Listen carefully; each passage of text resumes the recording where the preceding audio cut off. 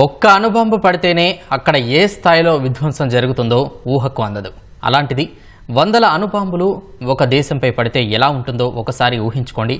అదే మయన్మార్లో జరిగిందని అమెరికా భూగర్భ శాస్త్రవేత్త జెస్ ఫినిక్స్ తెలిపారు. ఇటీవల సంభవించిన భూకంపం 334 అణుబాంబుల శక్తిని ఒక్కసారిగా సృష్టించిందని వెల్లడించారు. అందువల్లే పెను విపత్తును మయన్మార్ ఎదుర్కొందని పేర్కొన్నారు.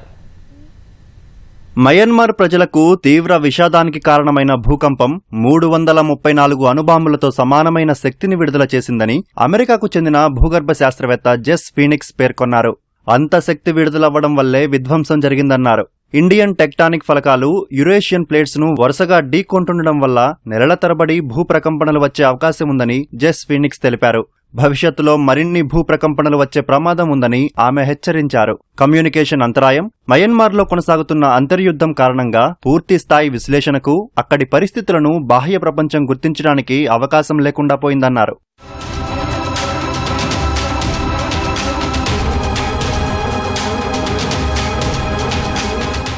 తాజాగా విడుదలైన మయన్మార్ శాటిలైట్ చిత్రాలు భూకంపం కారణంగా జరిగిన విధ్వంసం ఏ స్థాయిలో ఉందో కళ్లకు కట్టినట్టు చూపుతున్నాయి. మయన్మార్లో రెండో అతిపెద్ద నగరమైన మాండలే చుట్టూ ఉన్న 3 బౌద్ధ దేవాలయాలు ధ్వంసమైనట్లు ఆ చిత్రాల ద్వారా తెలుస్తోంది.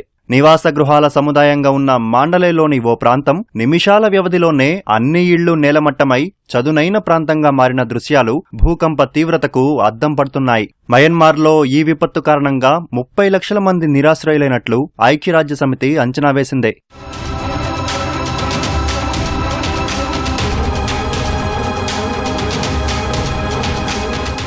మయన్మార్ రాజధాని నేపిడాలో భూకంపం దాటికి ఓ బౌద్ధ విహారం పూర్తిగా నేలమట్టమైంది. నిర్మాణాలన్నీ కుప్పకూలి శిథిలాల కుప్పగా ఆ ప్రాంతం కనిపిస్తోంది.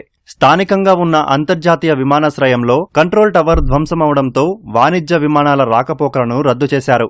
ముఖ్యంగా మయన్మార్లోని రెండవ అతిపెద్ద నగరం మాండలేలో భూకంపం కారణంగా ఎక్కువ విధ్వంసం జరిగింది. రహదారులు బీటలు వారాయి. కాస్త దూరం ప్రయాణించాలన్నా గంటల సమయం పడుతోందని వాహనదారులు చెప్పారు. విద్యుత్ సరఫరా మొత్తం స్తంభించిపోయింది. ఫలితంగా ఆ నగరాన్ని చీకట్లు అలముకున్నాయి. సుమారు 15 లక్షల మంది నిరాశ్రయులవ్వగా వారందరూ రాత్రుళ్ళు వీధుల్లో నిద్రపోయారు. భూకంప తీవ్రతకు అస్థిరంగా మారిన భవనాలు ఎప్పుడు కుప్పకూలుతాయో అనే భయంతో ప్రజలు ఆందోళన చెందుతున్నారు.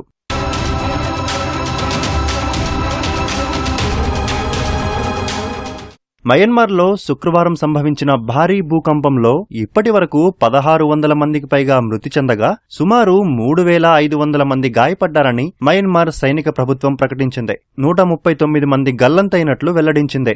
భూ ఉపరితలానికి 10 కిలోమీటర్ల లోతులో భూకంప కేంద్రం ఉన్నట్లు యునైటెడ్ స్టేట్స్ జియోలాజికల్ సర్వే తెలిపింది. ఈ విపత్తు కారణంగా మృతుల సంఖ్య 10,000 దాటే అవకాశముందని అమెరికా ఏజెన్సీ అంచనా వేసింది.